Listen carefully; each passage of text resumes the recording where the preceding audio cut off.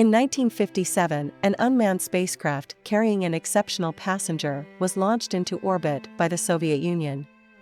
This passenger was a special dog named LAIKA, and her mission paved the way for human spaceflight. LAIKA's journey was not without controversy, and her sacrifice sparked debates about scientific ethics and animal welfare. Let's explore her story. LAIKA was a small mixed breed, possibly a mongrel, part husky or Samoyed, and part terrier. She was found on the streets of Moscow and chosen by the Soviet Union to be the first living being to orbit the Earth. The purpose of her expedition was for scientists to gather data on spaceflight's effects on a living organism. So, LAIKA traveled to the orbit with one meal and a 7-day oxygen supply. Upon the request of the then Premier Nikita Khrushchev, Soviet engineers hastily built a spaceship called Sputnik 2. The Premier requested the spaceflight to overlap with the 40th anniversary of Russia's Bolshevik Revolution. The teams worked to quickly create a ship, using what they learned from Sputnik 1, that had no pilot, whether man or animal. Primarily working without blueprints, they made a ship with a pressurized compartment for a space dog. Sputnik 1, a spaceship launched before Sputnik 2, had already made history, becoming the first human-made object in Earth orbit on October 4, 1957. Sputnik 2 was to go into orbit with the final stage of the rocket attachment. The engineers believed Sputnik 2, a spacecraft with an 1,120-pound payload, was 6 times heavier than the Sputnik 1 and could be kept within calculated limits if they fed its occupant only once. The Soviet canine recruiters commenced their quest with a pack of stray dogs. The first test on the dogs was to determine obedience and spiritlessness. They favored female dogs because they were smaller and more docile than male dogs. The mute dogs lived in tiny, pressurized capsules for days and weeks. During the tests, doctors checked their reactions to changes in air pressure and loud noises that could occur during liftoff. Testers fitted the dogs with a sanitation device connected to their pelvic areas. The dogs did not like the machines, so they did not use them. Some dogs held in their bodily wastes, even after taking laxatives, while a few adapted to the devices in the best manner. After many trials, the experiments and tests yielded 2 outstanding candidates. A placid Kudryavka, Little Curly, was the main cosmonaut, while the Albina, White, was to take the supporting role. They were both made known to the public on the radio. Kudryavka barked on air, and that action got her the name LAIKA, which meant barker in Russian. There were rumors that Albina performed better than LAIKA, but because she had just birthed puppies and had the affection of her keepers, Albina did not embark on the journey. Both dogs underwent surgery. Medical devices were embedded into their bodies to monitor heart impulses, breathing rates, and physical movement. In the end, the Soviet doctors chose LAIKA for the grueling task. According to Vladimir Yazdovsky, one of LAIKA's keepers, who took the 3-year-old dog home shortly before the flight, said he wanted to do something nice for her. Exactly 3 days before the scheduled liftoff, LAIKA was placed into her constricted travel space that allowed only a few inches of movement. After being cleaned, fitted to the teeth, and fitted with a sanitation device, LAIKA donned a spacesuit with inbuilt metal restraints. On the 3rd of November, at exactly 5:30 a.m., the ship lifted off with gravitational forces 5 times its average level. LAIKA was terrified. The noise and pressure of the flight caused her heartbeat to skyrocket, tripling the regular rate. Her breath rate also quadrupled. With this pounding heart and rapid breathing, LAIKA rode the rocket into the Earth's orbit, 2,000 miles above the familiar streets of Moscow. Overheated, frightened, cramped, and hungry, LAIKA, the space dog, began a journey that marked the beginning of significant findings. The engineers did not design the spacecraft to be retrievable and did not expect LAIKA to survive the mission. Oleg Gazenko, a Russian medical doctor and dog trainer, revealed the news of her passing. After the 4th orbit, Soviet personnel reported the temperature inside the spacecraft to have been over 90 degrees. According to one of the Soviet officers, there was no expectation that LAIKA made it beyond an orbit or 2 after that. Consequently, without its passenger, Sputnik 2 continued to orbit for 5 months. The Soviet Union wrote fiction about LAIKA's journey during and after the flight. The Soviet broadcast claimed LAIKA was alive until the 12th of November, 1957, after launching her into space on the 7th of the same month. Another report stated that she might have been saved from the disaster. However, Soviet personnel cleared the air, saying the dog passed on due to overheating and stress.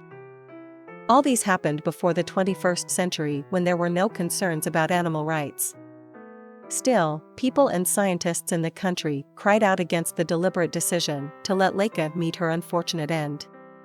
They argued that LAIKA passed on because the Soviet Union lacked the technology to return her safely to Earth. Many also argued that the mission was inhumane and that poor LAIKA needlessly endured agony.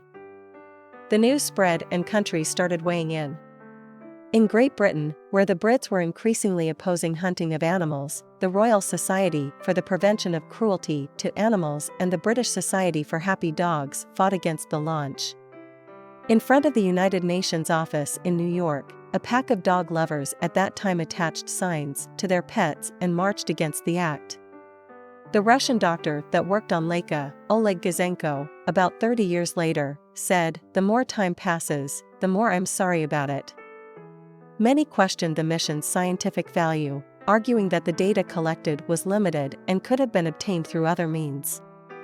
The Soviet authorities, however, defended the mission, stating that it was necessary to advance space exploration and that the data collected was valuable. They later argued that humans' eventual travel to space required LAIKA's sacrifice. Even if everything worked out perfectly for the brave mutt, if she had been lucky enough to have plenty of food, water, and oxygen, she would have met the same fate when the spaceship re-entered the atmosphere after about 2,570 orbits.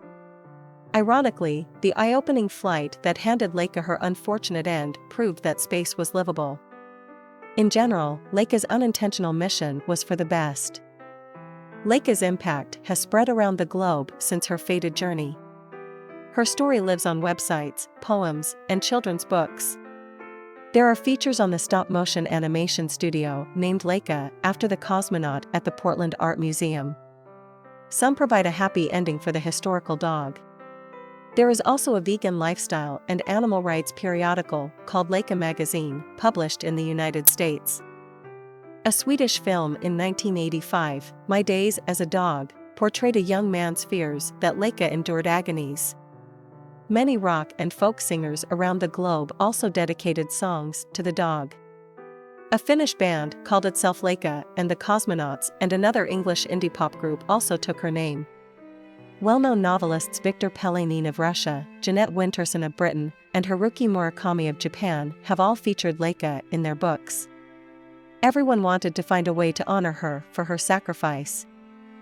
At a Moscow military research facility in 2015, Russia unveiled a new memorial of LAIKA on top of a rocket. When the nation honored fallen cosmonauts, a statue of the Institute of Biomedical Problems in Star City in the year 1997 was erected, and LAIKA's image can be seen in one corner.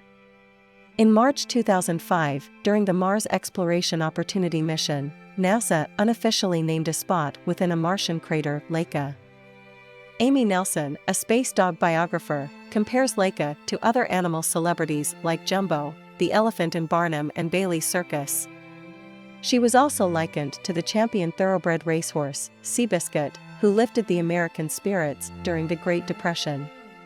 She argued that the Soviet Union transformed LAIKA into an enduring symbol of sacrifice and human achievement in beastly natures. In the days before spaceflights had human crews, the United States primarily looked to using apes as test subjects. The reason for the Soviet Union's choice of dogs over apes as test subjects is unclear, except that Ivan Pavlov's groundbreaking work on dog philosophy in the late 19th and early 20th century may have given a strong background for the use of dogs.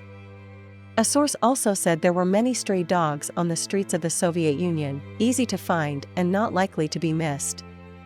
Between 1951 and 1966, according to Colin Burgess and Chris Stubbs, the authors of Animals in Space, the Soviet Union launched canines into space flights about 71 times with 17 recorded failures.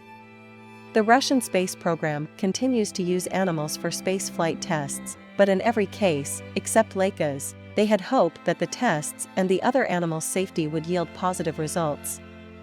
Despite the controversy surrounding her mission, LAIKA's legacy and impact on space exploration cannot be denied by anyone. Her sacrifice paved the way for future human spaceflight and helped scientists understand the effects of spaceflight on living organisms. LAIKA also inspired a generation of space enthusiasts and animal lovers, and her memory continues to be honored through various memorials and tributes. LAIKA, the space dog, will always be remembered as a heroic pioneer in space exploration. Her gift, while controversial, has helped advance scientific knowledge and inspire future generations of scientists and explorers. LAIKA's story serves as a reminder of the sacrifices made in pursuing scientific advancement. We honor her memory and legacy as we continue pushing the boundaries of space exploration.